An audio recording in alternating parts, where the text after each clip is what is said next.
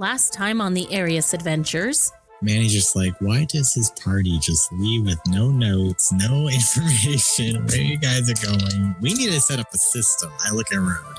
I would also like to point out, you guys all should in your inventory have stones of far speech that I gave you. Oh, yeah, that's right. Oh. You basically have fantasy walkie-talkies, bitches. When did we get that? I forget. Wait, yeah, when did we get that? The White Tower. Tagoro's been using as a whetstone. Oh, hey, Blitz, before you leave, quick question for you. Sure thing. Was there anybody up and moving around last night? Like outside of normal business tavern hours stuff? Yeah, sort of after everything settled. I don't believe so. No, I think we've got bigger things to worry about. Somebody left Manny a note. Okay, does the note say that we can't hang out with Fioria? What do you say someone the night after you got rescued from being kidnapped together? Like, is there an etiquette for that? Do the wolves have a rule for that sort of thing? Thank God you're alive, Sex. However, as you do step out, you see a tall, spindly man. I sell lots of oddities and whatnots. Oswald Otten at your service. No, did Manny introduce his last name to him? Of course, Mr. Wines, I have just the thing for you. Just a moment. Mr. Cardblast, how are you liking your gift? Tagoro, hey buddy, I made you something. And as I hand it to him, I faint. So it's like a harness that goes over. It doesn't weigh anything. When you put it on and you slap the center and you yell morphin time, you get a plus to your AC. Okay, so yeah, I might cry. Oh yeah, I am just giving Manny the biggest, life-crushing hug. So where are you guys going? The palace? I don't know, but I cradle the sweet, sweet man in my arms. You mentioned the Silver Kund. What do you know about the Silver Kund? It's just the song. Why, is that something that you've heard of before? Yeah, my father was obsessed with it before he died. He never found out what it was. Always wanted to solve that puzzle for him. Alrighty, with that, you guys settle in for some food, refreshments before you head up to the Clock Palace.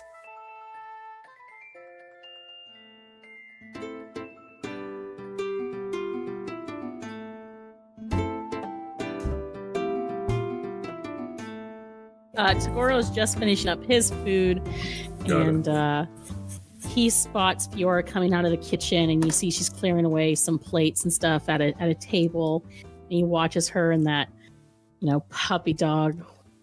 big puppy dog eyes that he has, and you hear him just like under his breath, I love you. And she walks past and whatnot and asks if she can get you guys anything else before she heads back into the kitchen. No, but Tagoro, if you want to, see if she needs any help while we go do this thing, we would totally understand. Totally understand. She kind of stares at you and is just like, wait, what? And Tagoro's just like, oh, I'll totally come help.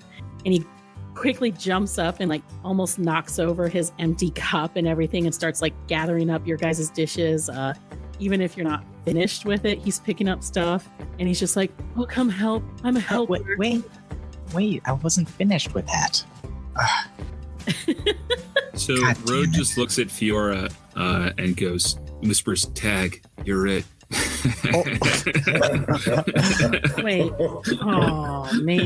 Listen, if he gets too anxious, just throw him like a piece of meat. He'll, chase it like a puppy dog. He loves meat, raw meat, whatever. Anything he can put in his mouth and chew and it won't kill him, he loves it. Oh. I know that makes him kind of sound like a puppy, but, He's already in the kitchen. You hear him dropping stuff. See? Yeah, you better go now. Oh. Okay, I guess I'm babysitting a full-grown orc man. Oh, give her some of that mimic tongue that you have there. That'll keep him in line.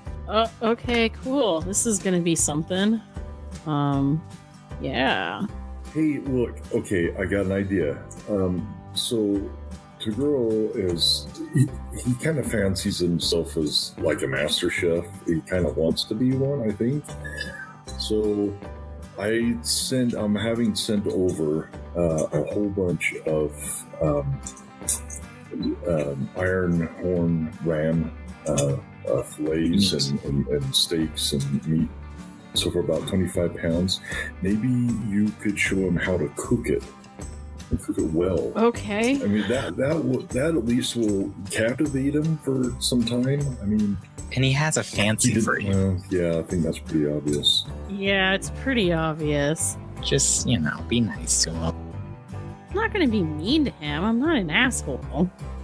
Oh, just when you fight. Okay. I guess so. Which word counts. So where are we headed to, guys? Blitz finishes up her drink, and her and Kat were having a discussion while you guys were carrying on with all this. They both turn to you, and Blitz is like, well, if you guys are ready, we can head over to the palace unless there's anything else. Are you feeling better, Manny? Yeah, I mean, I ate. I feel never better. Yeah, so if you're sure and you're ready to go, the ladies will, Blitz says she'll leave you in the capable hands of Kat, but she has to return and finish up some business over at the workshop. Let's do it. All right, Okay. let's there we go. Rose just excited to have a mission again, so let's go. All right. Cool. Not a mission to survive. I don't want to talk about that bastard. As we're walking over to the castle, Manny just kind of like lets the other two know about the note, and Okay. just asks, should I go in with you guys, or like, what are your guys' thoughts on this?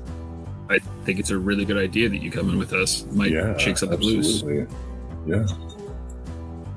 I mean, especially if maybe it is from your mom, which it seems like it's at least somebody that knows you, right?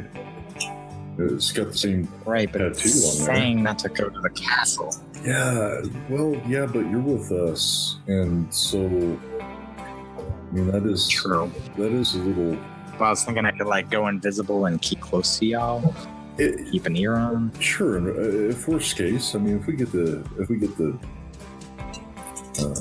feeling that things are going to shake down badly, then I mean, we might just leave anyway if that's going to be the case. But I would like to find out what's up with this Lord Renault somehow. So, Manny, so you can go invisible? You have that spell? Rode asks. Oh yeah, I've learned that a while ago. Well, then That's how we kind of infiltrated the boat to save you. No, I'm not trying to brag or anything, but I turned the two brawlers here, or no, I turned the orcs into invisibility, and Oh, well, they snuck around and killed a bunch of people. It was That's kind of pretty cool. sweet. so cool. Now that I know that you can do that, I highly recommend that, yes, when we get there, you go invisible and then you come in with us, because it could also give you the opportunity to go snoop around while we're otherwise, interrogating. I mean, Yeah.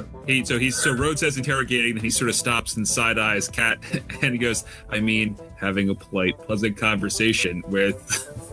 She's kind of up like about 5-6 feet ahead of you, and you see she's like not even really paying attention if you guys are keeping up with her. You see she Yeah, has I was a kind of note- trying to be a little bit discreet Yeah, about it. she has a notebook out, and she's like writing stuff down, it looks like, or referring to something. You see you look over her shoulder, since a couple of you guys are tall enough. You see she's got a couple of sketches down on it, and it looks like she's trying to like compare notes. Perfect. So once he realizes that you didn't hear him, he goes questioning and sort of changes it from interrogation to polite conversation to questioning, and sort of settles on that as a middle ground. Yes, while we're questioning the prince, you can maybe slink about and see if there's any other clues. You mean like special ops? I mean, we need you, Manny. Oh, that would be so cool. Okay, I think I can do that. Just I think like I can do special that. ops. I don't know what special ops means, but yeah. So wait, what am I looking for? I don't know, but I'm hoping you'll know it when you see it. I mean, there was Yes, I hope a so. reason that they told you not to come to the castle. So tells me that there's something in there that someone wants to keep from you. Okay. All right. Well, so how are we going to explain to Kat when she turns around and I'm not there? Well, just tell Tell her that you're not there. her that you weren't feeling well and that you headed back. You changed your mind. You weren't up to it. Maybe. Okay. Well, I mean, we don't have to do for a while. We've got a couple miles to go, and I don't think your spell is going to last that long. Yes. Well, it'll last for 8 hours. Oh, or maybe.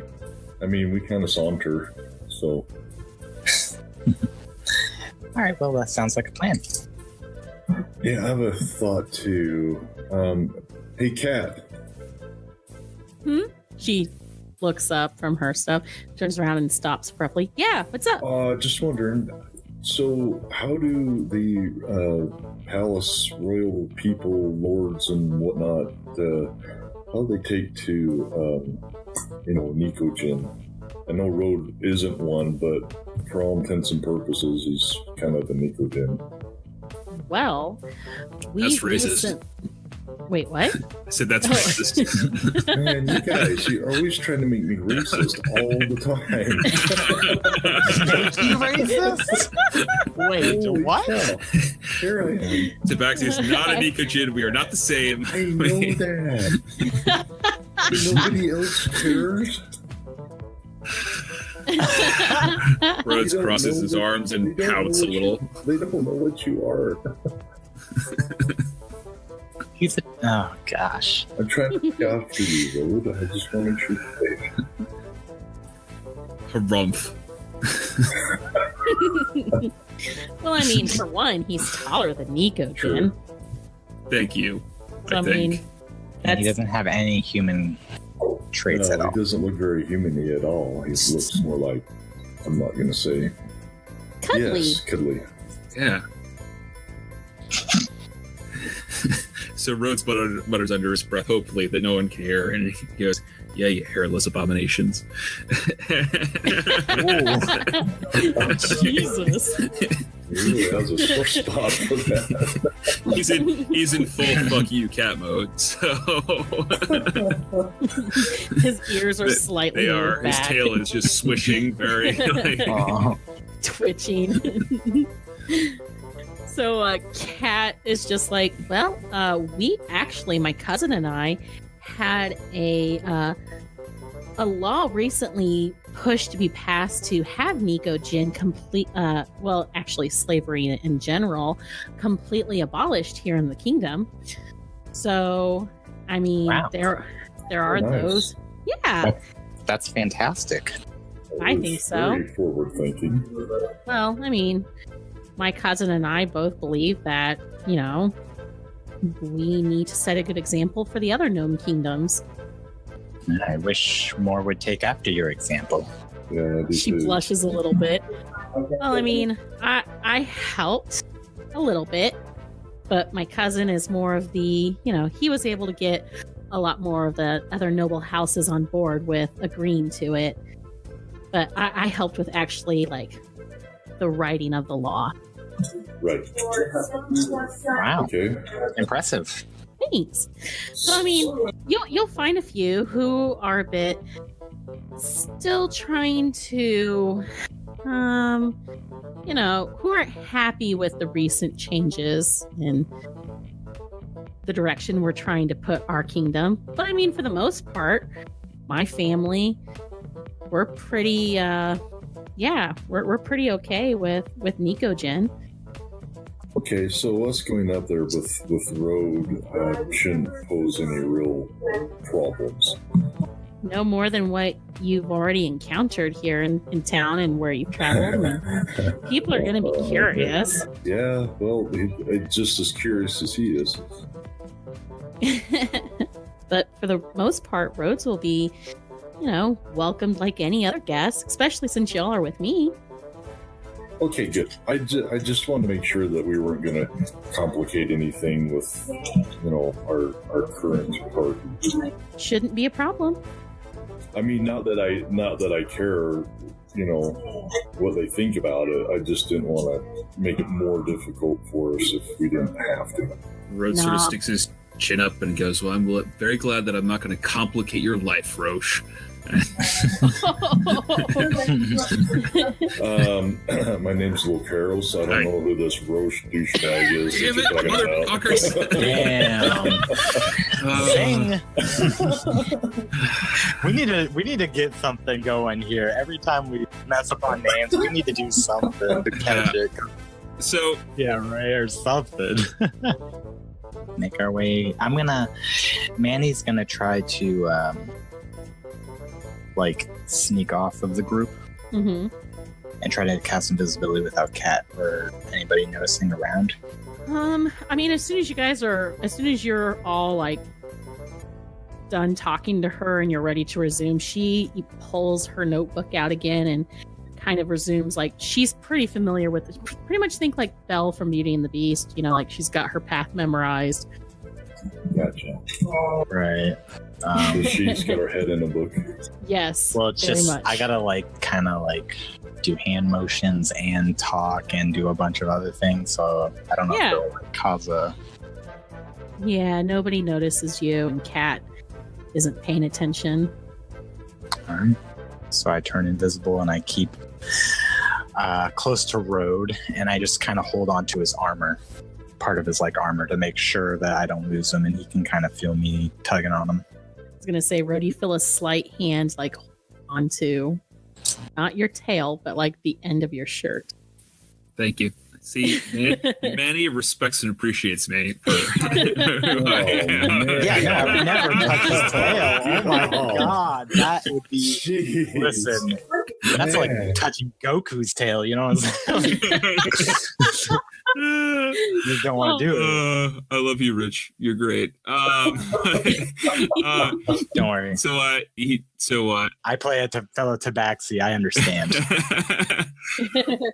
Rode sort of gives a little glance down at where he knows the form of Manny would be, and just sort of mutters very quietly, "Stick close," and then keeps walking with the group.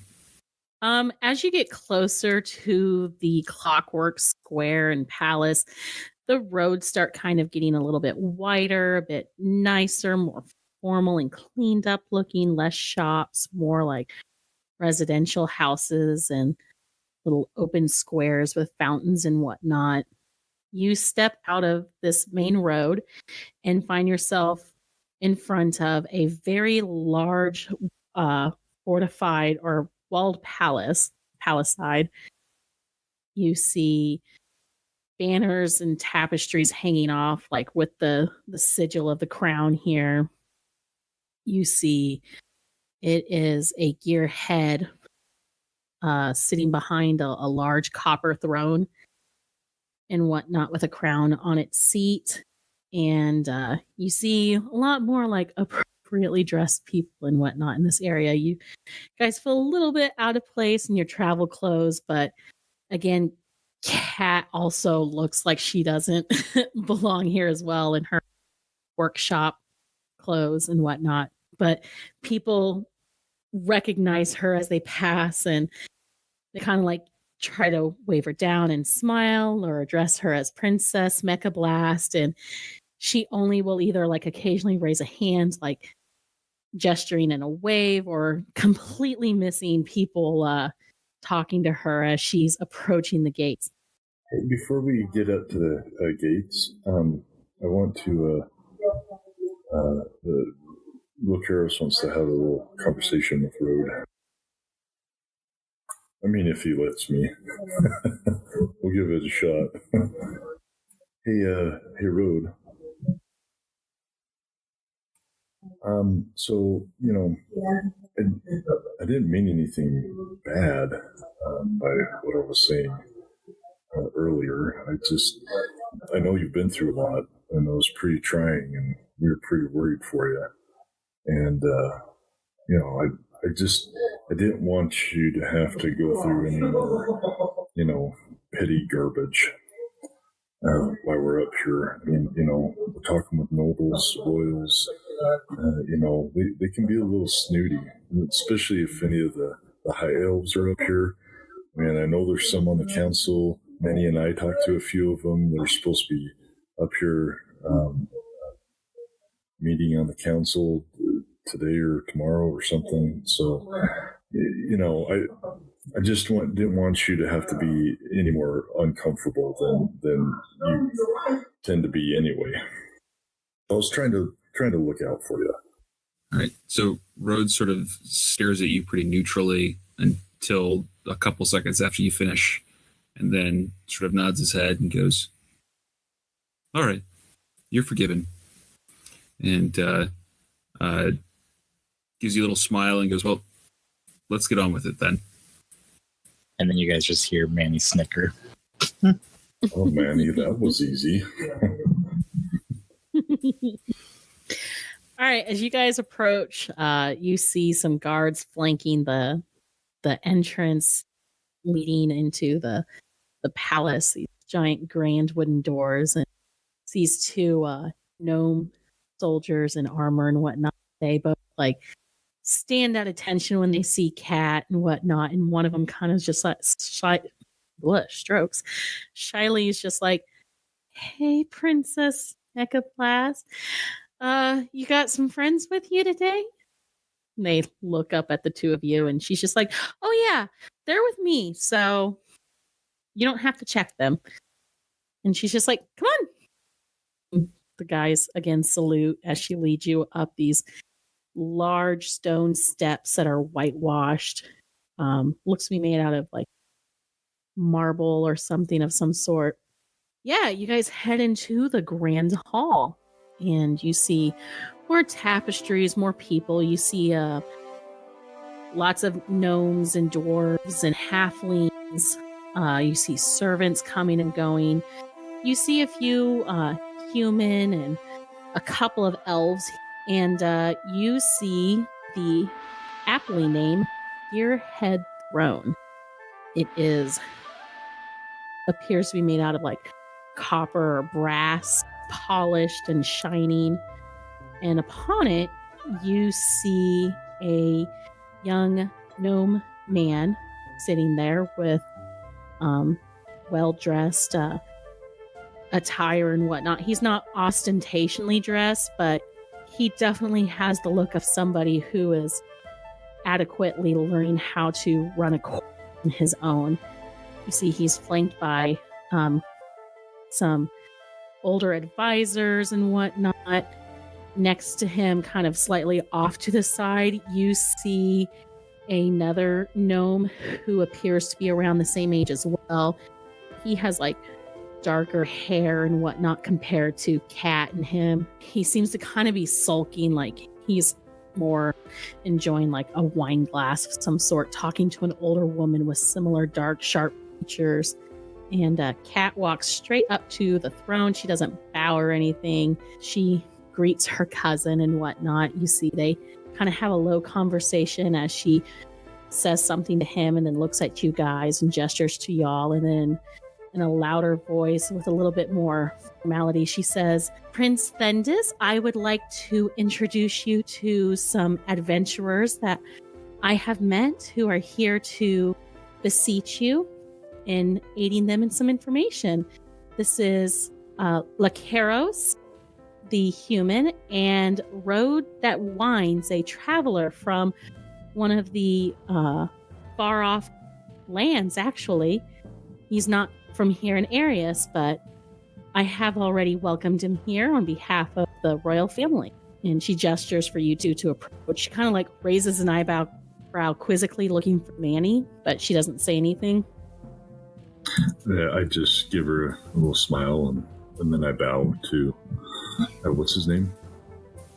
She introduced him as Prince Thendis. When Rhodes sees Lacaros bow, he sort of catches that out of the corner of his eye and is like, "Oh yeah, we're supposed to do something like that." And he sort of less bows, more rolls his shoulders forward and nods his head, and then stands upright again. He actually stands from the throne he's at, and actually has a very warm, genuine smile, bright eyes like Cat, and he welcomes you. He's just like, "Greetings. I'm honored to meet your acquaintance, sirs. If you have been recommended, if you have been brought here by my cousin, then you are as welcomed here by me as she has already welcomed you. Oh, well, thank you, Your Lordship. We appreciate that. And you have a wonderful kingdom here. It's fantastic. Very nice people. Well, thank you. I appreciate that. I have been working hard to familiarize myself with the responsibilities and duties that will become fully mine in time. So you're the cousin Kat's been telling us about. Are you the one that put all the work with abolishing slavery and against Nikojin and other such nonsense? My cousin is very generous and putting all of that to me. She did a lot of the work for it. I merely was just able to use my influence here at court to help push it forward. But she did all of the work. Really, it's all thanks to her that we've been able to make such progress with our people. Well, between the two of you, I think that's fantastic. And between you and I, it makes our group feel much more welcome. Thank you. Oh, I'm pleased. It's the right thing that needs to be done. We hope other kingdoms will follow here amongst the gnome lands. Yes, I hope so. You don't mind if I ask you some questions, do you? Please, we can. Actually, I was just finishing up the more tedious formal duties here, but we can retire to more private chambers if need be. Yeah. I mean, it's not anything too private, but you might not want to. You might be more inclined to speak your mind if we're in private quarters. He turns to the advisors and whatnot and tells them to let his, tell his father that he'll come to check on him later before dinner to see how he's feeling and whatnot. And then he turns to the other young man who is kind of sulking and whatnot. And he's just like, well, I will catch up with you later, Baldus. I hope your business goes well.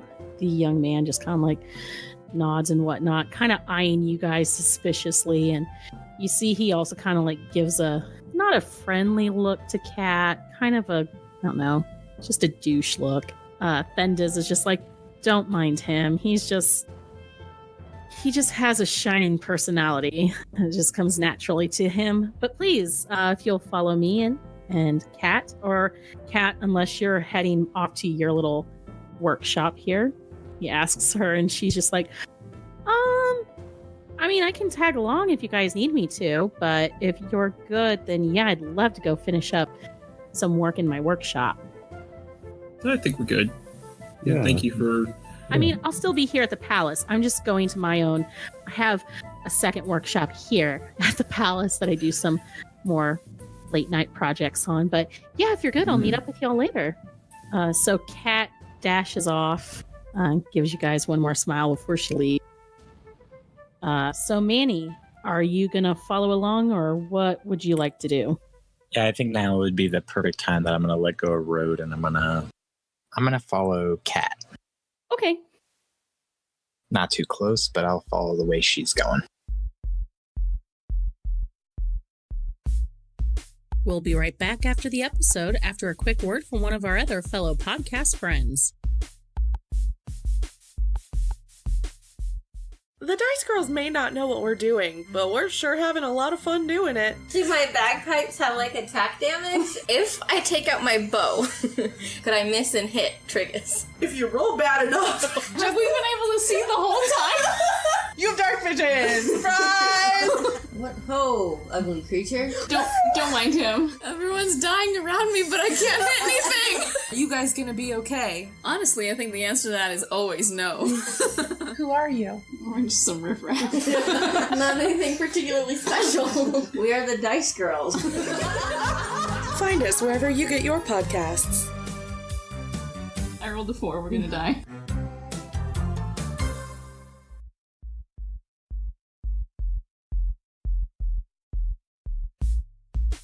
Hey everyone, it's your DM, Cassie here. Before we jump back into the rest of the episode, if you haven't yet heard, we are planning our first community one-shot episodes where we invite you, the listener, to become the player.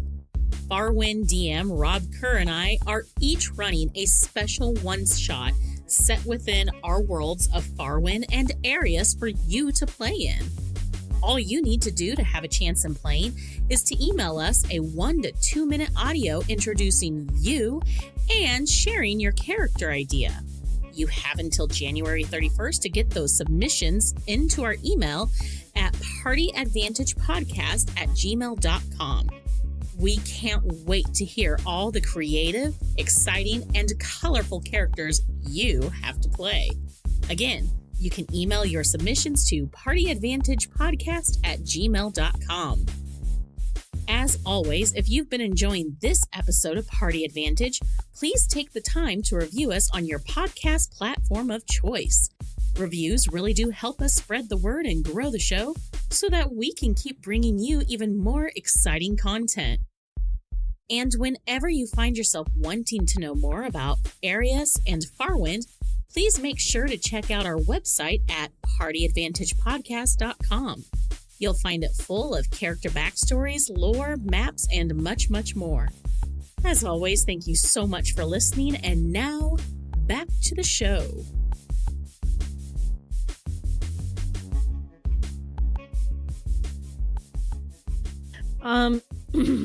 As you follow her, you see, again, people are stopping to greet her and whatnot. She ignores most of them, still kind of resuming her attention to her notebook.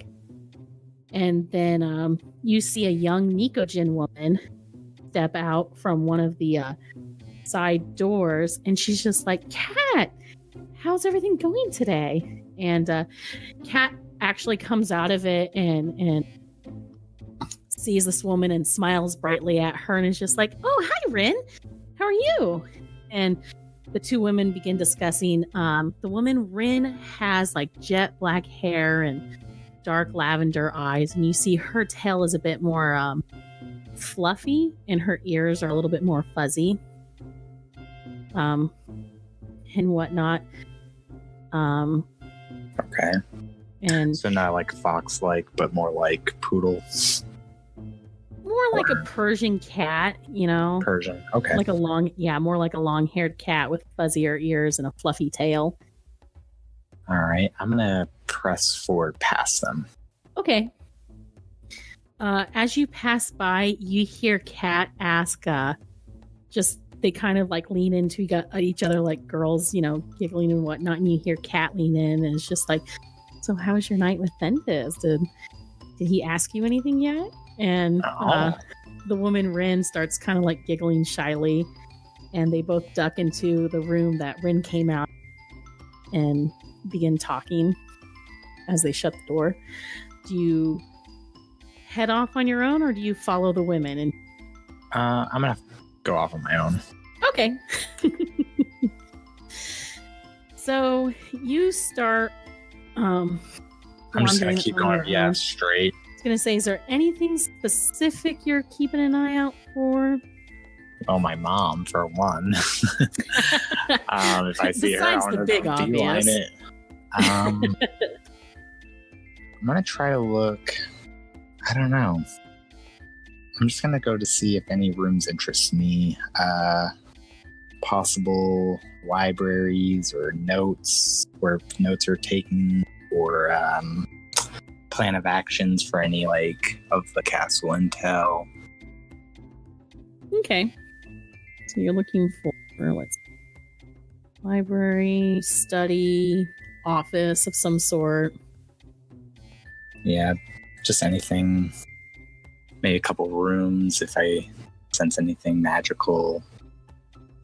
Like, actually, I can't because I'm invisible, so I can't sense anything magical. Gotcha. Okay. All right. I'll come back to you, and we'll see what you discover. So, Lacaros and Rhodes, you guys follow Thendiz He goes to the exit towards the right, and you see people who look like official folks, pages and whatnot, running, looking like they have places to be or messages to deliver. As Thendis passes by, they like all like bow and whatnot, and he just, he smiles at them all, very warm, like greets them and whatnot. He doesn't seem phased at all and everything. He does a little small chit chat with y'all, asks where you're staying at here in town, and oh, you're staying at the Gearhead. How do you like Miss or Lady Lady Blitz? Oh, Blitz has been great. I mean, especially since we haven't even stayed a night. Our first visit there, there was a slight altercation. That's not surprising. So as Roche has started to talk about the altercation, I'm sorry, this Lucaros. I really need like a fine jar for this. Damn. So is Lucaros is starting to talk about the altercation. Rhodes just sort of pipes up and was like, yeah, she's been great. She's been super understanding in all things that we don't necessarily need to go into details about. Alrighty. Yeah.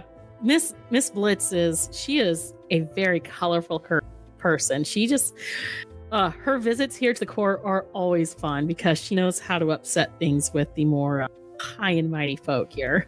I could see that. Yeah, I could see that.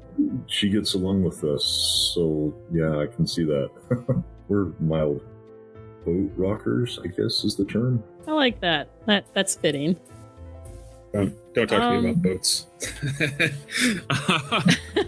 Yeah, we'll get to that. Speaking about boats, so are we at his little? Yeah, you guys finally come to a door that has two guards flanked on either side of it. They salute him as he passes through, and he's just like, if anyone comes, just have them wait. I'm meeting with my new guests.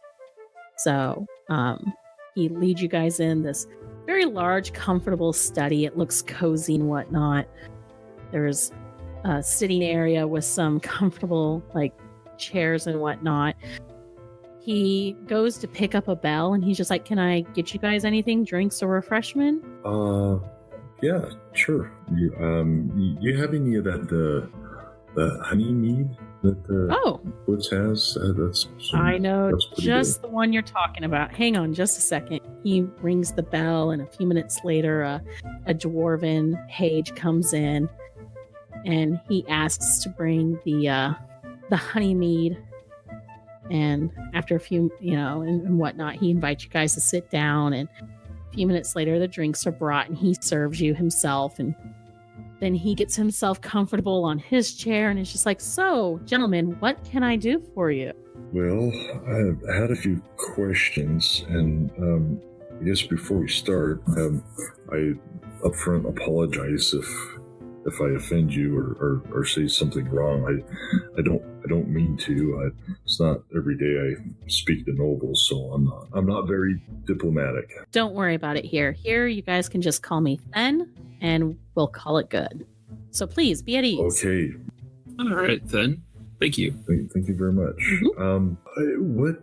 Well, we've had some issues in our travels, and a name has come across or come to our knowledge, Lord Renault. I assume you know who that is. Do you know him well? You see, he kind of like is pondering for a second, like he's trying to remember a dozen names. I feel like it does sound familiar, but I'm not putting it. Doesn't sound like a gnome noble that I've met, or at least as a member here at court. He has an associate who has a snake tattoo on her neck. Yes. If that jogs your memory. Thanks again for a few moments. Nope, I haven't. What's the race of these two people? Are they gnomes? I don't know about Lord Renault, but his associate is a halfling. Can I do an insight check to see if he's being honest go with ahead. us? Yes, exactly. All right. So that is a 22. He seems like he's being very, like, you get the impression he's being very genuine. Like, he really is trying to, like, think of who you're talking to. Like, he's really trying to, like, help you guys out. You're getting that impression. Like, he's not keeping anything. He's being very sincere. So when sort of I get the sense that I feel like he's being honest with us here, Rode asks, he goes, well, so maybe if you don't know him, is there, I imagine that with nobility there's someone who keeps records of family lineages, of heraldry, of patents of some kind. Is there maybe a royal historian or someone who tracks these sort of things that we might be able to seek out to see if we can? We have the royal chronicler. I can have him summoned.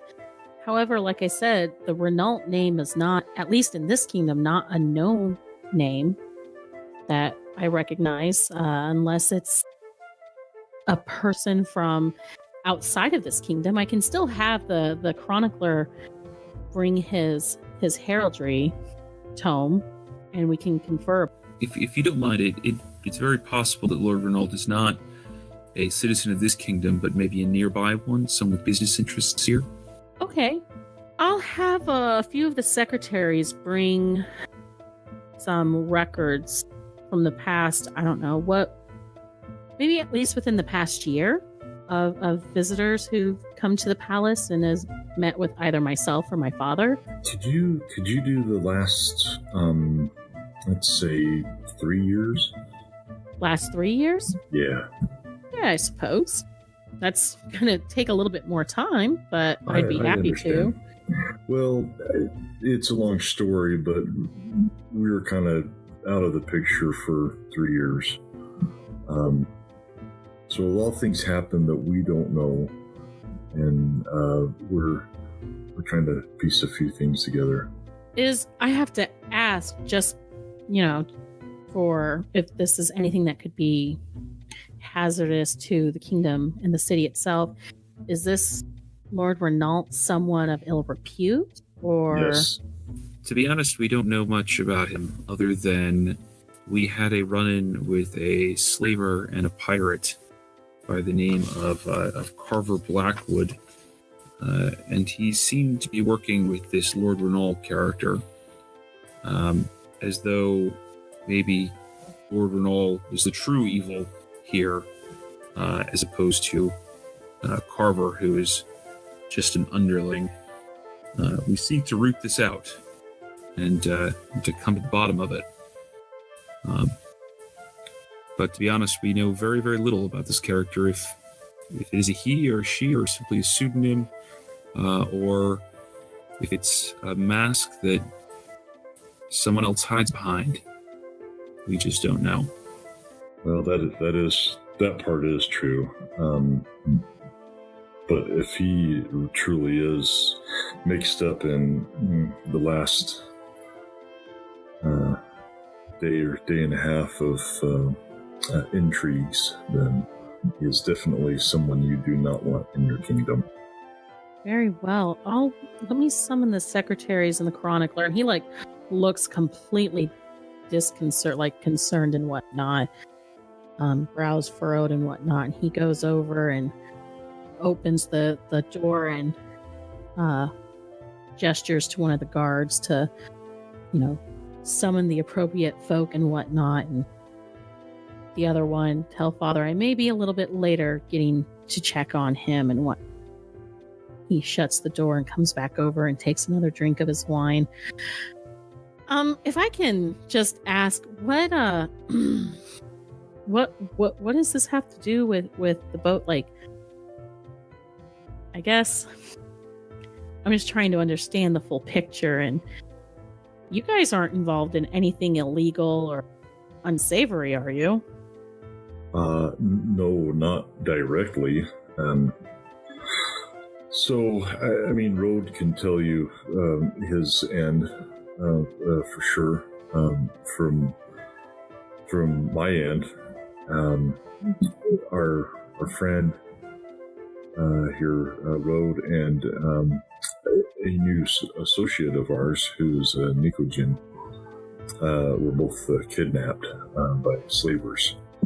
And we were set upon during mission of exploration out into the ocean, looking for a sunken city, which we found, to be honest with you. Wait a minute. Are you talking about that whole, like, story of Hidden Crank and all that jazz? And I can tell you that it's real, and that I've been there. Are you kidding me? Yes, and if you are interested in seeing it for yourself, I suggest that you seek out Lindock and Git and steel yourself for quite the ride aboard Bertha, their submarine. But as you say that, you remember Bertha is missing, as is the mermaid. terrible storm. So, as he says that, he doesn't change his story. He's just gonna let Ben go seek out Git and Len, and maybe they can talk him into paying or funding a Bertha 2, a bigger Bertha, a big Bertha, if you will. And, gotta do it. and so he says, we after our successful mission, we returned to the surface and were set upon by pirates led by this Carver Blackwood, whom earlier that day I had interceded in his attempt to kidnap Naomi, the young Nikojin that my associate here references. He and his crew overcame us and held us captive. And it was through the daring efforts of my compatriots and the assistance of Fiona. What is her last name? I'm sorry, Fiora. Thank you. Fiora. What's her last name again? Thank you. Steel Thunder. Fiora Steel Thunder. Steel Thunder. Oh, she's the yes, bodyguard of Blitz, right? Kind enough to assist my compatriots in our rescue. And while I was captive, I overheard a conversation between Carver and this mysterious associate, in which they referenced Lord Renault, whom Carver seemed to speak of with some deference. They appeared to be in some sort of business together. I don't know what, but the feeling that I had of the situation was that this Lord Renault is the real cancer that needs to be routed from this region. Oh, that's a lot to take. I'm glad to hear that you were rescued by your friends and whatnot. And the Nikojin woman, she was okay as well? She is well. She's staying at the Gearhead Tavern as well, reunited with her brothers. Oh, that's good. I'm sorry that you came across such unfortunate events here, with your recent arrival in our city. That is, honestly, that's terrible. I can't imagine how frightening that must have been. I'm only glad that we could uncover this wolf in your midst, so that, one, you could be made aware of Carver and his crew, and two, so that we can hopefully help rid you of their menace. Yes, I would hate for anything unfortunate to come about here within the city, or even just anywhere. That's terrible. Yes, I'm at your service in any way I can be. Thank you. We appreciate that. We just hoping to gather as much information on Lord Renault as we possibly can. There is if we can't find anything, there is the potential that we'll be escorting Naomi and her brothers out of the kingdom for over a period of days, and hopefully we can discover more when we've left the borders. Perhaps his name is better known. Yes, for sure. As you guys are talking, there's a knock at the door, and you see a handful of people coming in. You see the chronicler carrying this very large tome and whatnot. He hefts it on the desk. Prince heads over to around it, and you see some pages coming in with armfuls of scrolls and books and whatnot. And he's just like, please, anything that you need them to look into for you, you can direct the pages here. I can begin going through this tome, and if I see any name that is similar to this Lord Alt, I can let you know, and perhaps between the three of us, we can discover something, any leads to help you guys. Thank you so much, then. We appreciate all your assistance, and Rode digs into searching the tomes for this name with sort of a secret relish, as this sort of reminds him of what was considered school for him in his youth, pouring through ancient tomes and dusty libraries. Nice. Look, Haros, I assume you're jumping in as well? A little bit, yeah. I kind of leave Road to do his thing, witnessing his enthusiasm for searching. I have to say, Then, that you and your niece and Blitz are cousin are are I don't want to say uncommonly gracious and kind, but it sure does feel that way. Oh, well, I mean, why be an asshole to people? You win more loyalty of the hearts of people. You treat them with basic human dignity and show them a little bit of courtesy, in my opinion. I could not agree more. When Then says, why be an asshole to people, Rode reflexively says under his breath, because it's fun.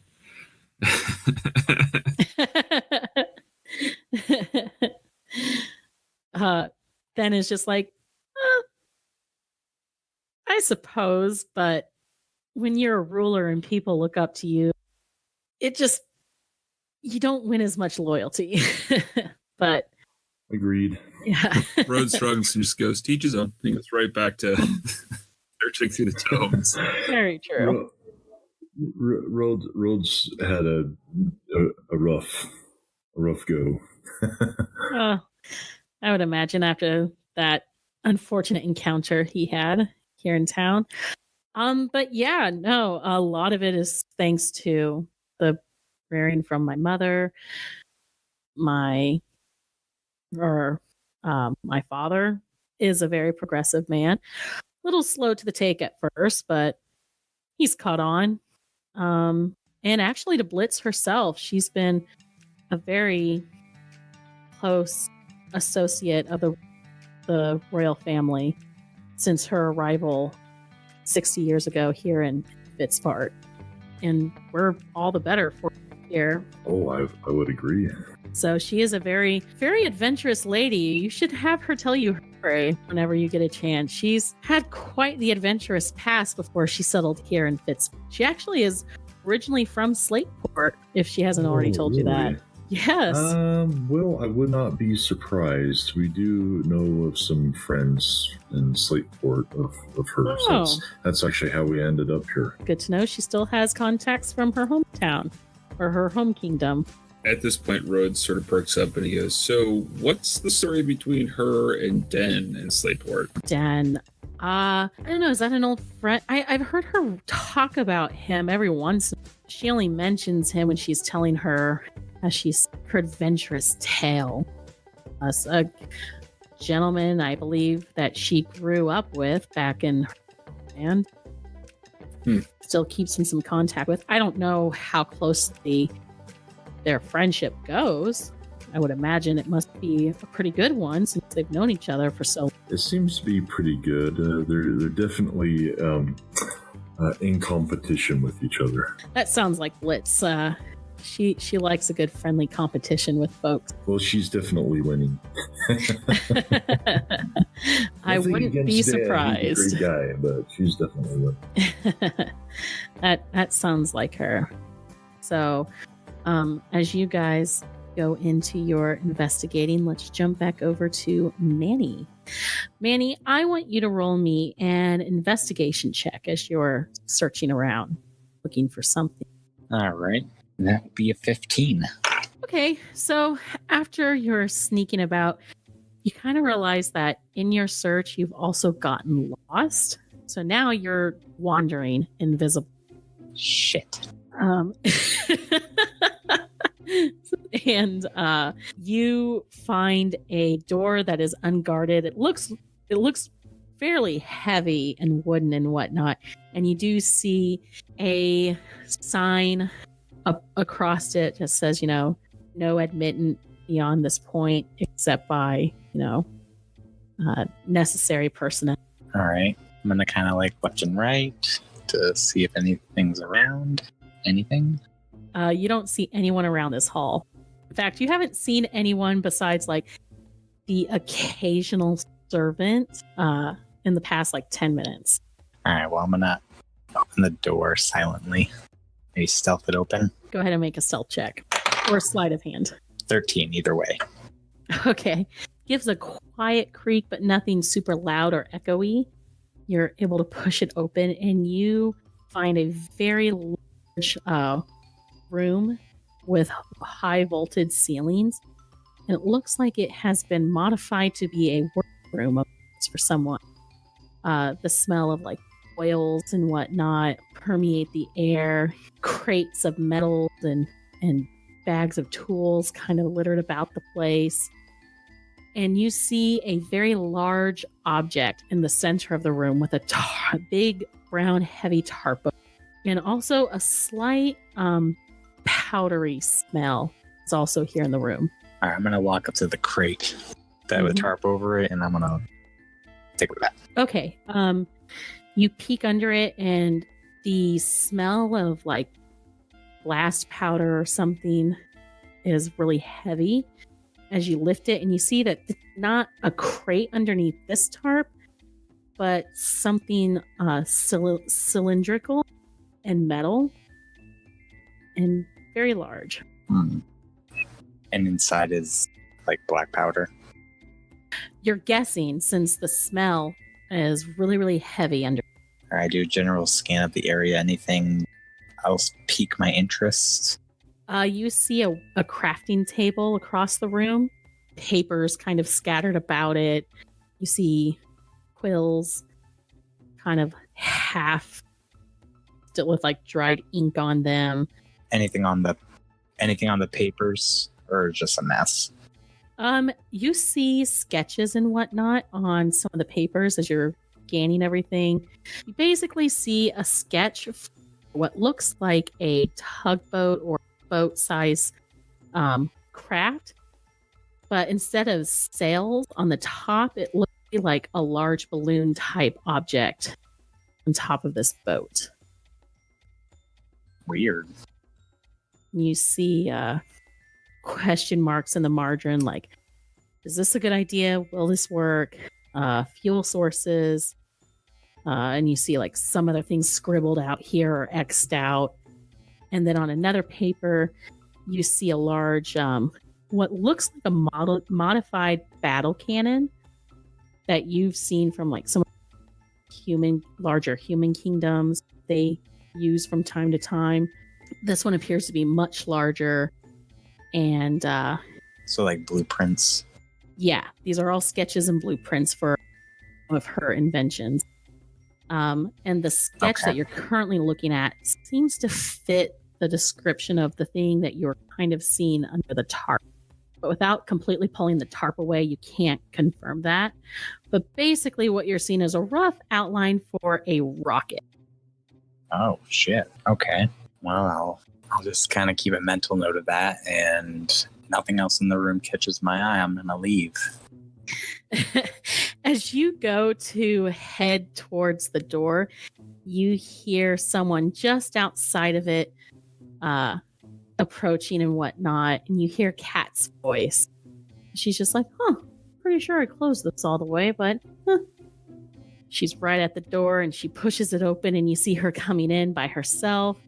She kind of scans the room and whatnot. She's I hope that cat has stayed out of here to find him. He probably needs fed.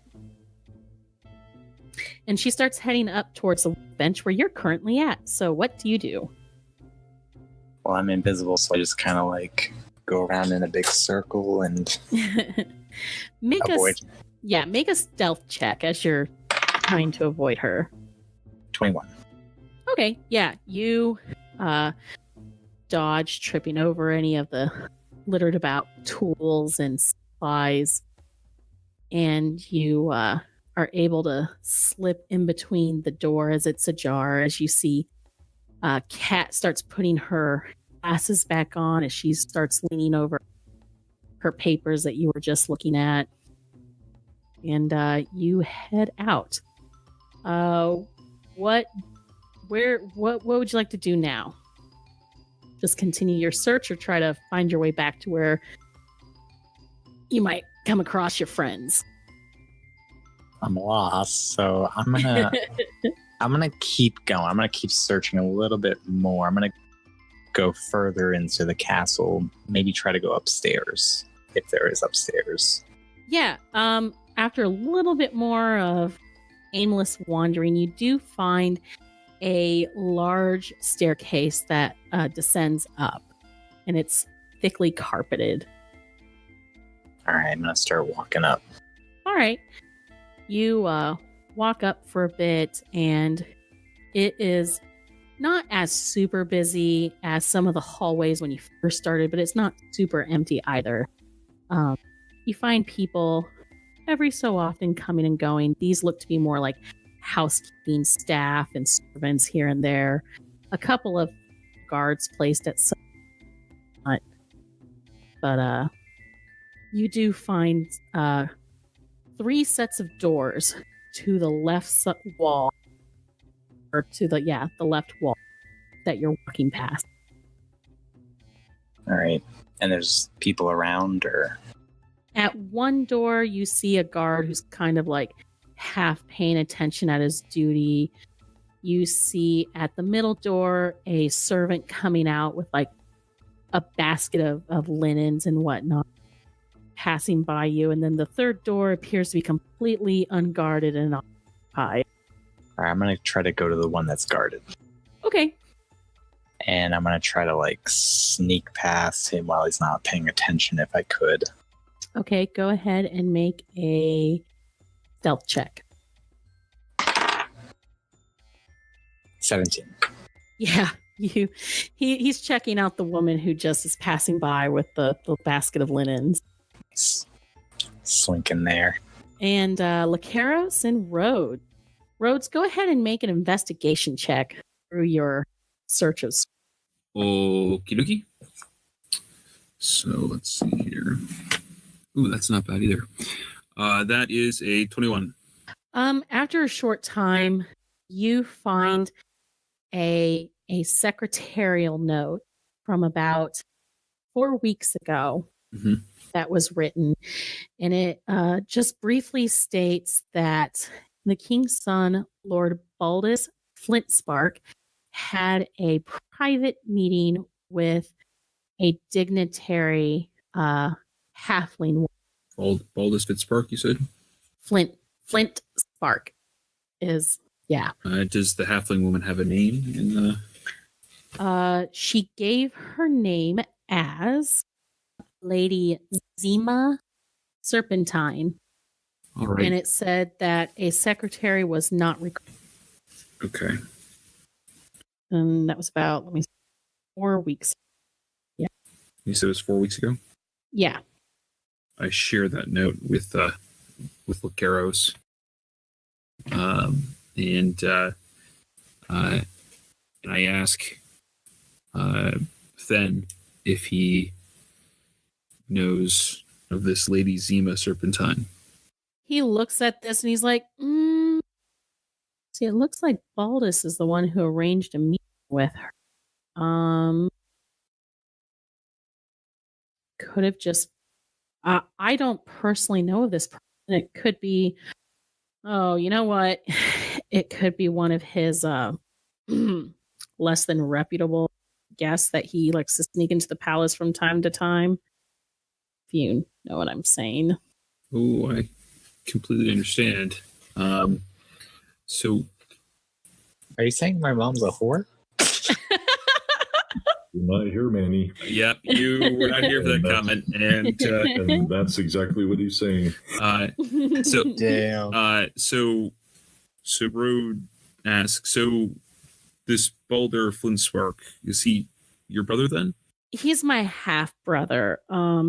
My father has not been always faithful to my mother.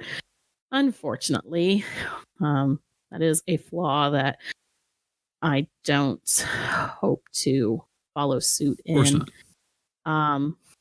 But yes, he's the son of one of the noble ladies here at court. Lady Galdira Flintspark is his mother, and still a favorite of my father since my mother's passing 8 years ago. But yes, Baldus is my half brother, and he does do some duties and whatnot from time to time. He's been groomed to be one of my advisors once I fully ascend the throne. And yeah, he has a habit of hosting unsavory folk here. He didn't happen to be the one whose personality you described as sparkling, the throne room, would he? Oh, yeah, that was good old Baldus out there in the throne room. My brother hasn't made the best life choices given the opportunities he has here as maybe not as legitimate son of the king, but still a son of the king nonetheless. So, yeah. He still has some maturing to do as a human being. Do you think he'd be likely to be willing to talk to us? Oh, I'm sure if I coax him, he will. I don't know how honest or forward he may be. He might not be comfortable talking about one of his Lady of the Night visitors. Well, we'll just have to assure him that, we're not here to judge. At least his part in this, of course. I'm sure he's innocent. I'm sure it's just a simple liaison. But if we could cross this Lady Zima off our list, that would at least make me sleep better. What about you, Lucaros? Yeah. Is she a name you've come across, or is this the associate you're worried about? She has the potential to be the associate. I mean, her last name is Serpentine, and she has a snake tattoo. Seems to fit. I mean, might be a little obvious, but but it's bears investigation. Very well. He goes over and summons for his brother. Short time later, he arrives back, or the brother is summoned. He comes in, doesn't look completely thrilled, and he's just like, "Brother, is there something I can help with?" And he spots the two of you, and he's just like, "Oh, I'm too busy to entertain your guest, brother. Surely Cat can have them back." And then it's just like, no, I don't need you to entertain them. They are inquiring some information, and I feel like perhaps you might be able to help them out. So, if you would kindly, please. He goes over, pours his brother a drink. Baldus comes over and again eyes the two of you as he sits down. So, what can I help with, gentlemen? Well, one, we understand that your time is very valuable, and we don't mean to keep you. We really do appreciate your insight into these matters. Ben was just telling us how invaluable you are.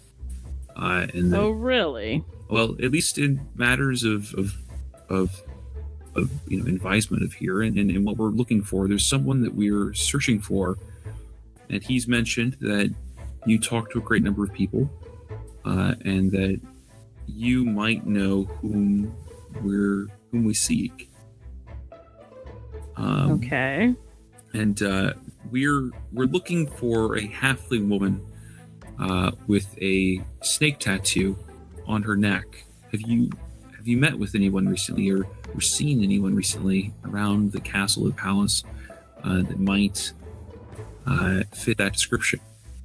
He thinks for a moment, takes a drink out of his goblet, looks at you both, and is just like, a halfling with a snake tattoo? Doesn't sound like my type. Ooh, can I insight check that? Yes, you can. Okay. Ooh. 23. Oh yeah, he was kind of taking his time a little bit too long with that drink. Oh, so okay, so Rhodes follows up with, "Oh, so you never met with and he like flips through some paper, a Lady Zima Serpentine then?" Not that I immediately recall. Again, if it's a halfling woman, they're not my type as far as well. So Rhodes slides the secretarial note over towards him and goes, "So there must have been a mistake here then." He reaches across and looks at that. I must have. Let's see, this was a private. This could have been something on my mother's family behalf I met with as a favor, but like I said, I wasn't a personal visit. I want to insight check that comment if I can. Go ahead. I'll roll high because I know this guy's I got a 20. Yes. Modified 20. This guy's a smooth fucking talk. I mean, like, he is just blatant. Like, he's not sweating or fidgeting. He's just, like, deadpan looking at you guys and answering your questions, like, with a backup prepared. You see his brother is studying him as well, but still keeping a neutral face. You're quite the smooth talker there, Baldus. I can see why the ladies like you. Oh, yeah. Well, at least the ones you pay. Well, if you're ever looking for a good time with the right type of ladies, not sure if we can find any that might meet your preference, as he looks at you, Rhodes, but I'm sure if you're interested, I could introduce you to the right folk. Oh, I appreciate the offer. You are most generous indeed. But I think there are more pressing matters for the moment here. If you can recall at all what you and Lady Zima discussed, we would greatly appreciate it. And you wouldn't find us ungrateful. Very well. I'll confer with my private notes from back on that date and see if it can help refresh anything. And you do that. I'll let you know. Yes. Unless there's anything else, gentlemen, I have official matters to attend to. Oh, no need to keep you any longer. Thank you. I very much appreciate it. Thank you for your time. Oh, yes. Well, anything for my brother. I do a partial, just head nod, just a slight. Is there some way that I can covertly palm one of the stones of far speaking that we have? And yeah, I was thinking the same thing. to go investigate Baldus. Yeah, you can go ahead and do that. Okay, so I just sort of reach up and stretch. I was gonna say, you can just like touch it and concentrate on it. Okay. And send like a telepathic message through. You don't have to like hold it up to your mouth unless you want to. No, I'm gonna do as discreet as possible. Hold on, guys. I got a message I need to send to our buddy that's invisible gotta send in the castle. I'm just gonna sit back in the chair and sort of cross my legs and very gently reach down and casually touch the stone in my pocket and mentally tell Manny to go check out Baldus's quarters.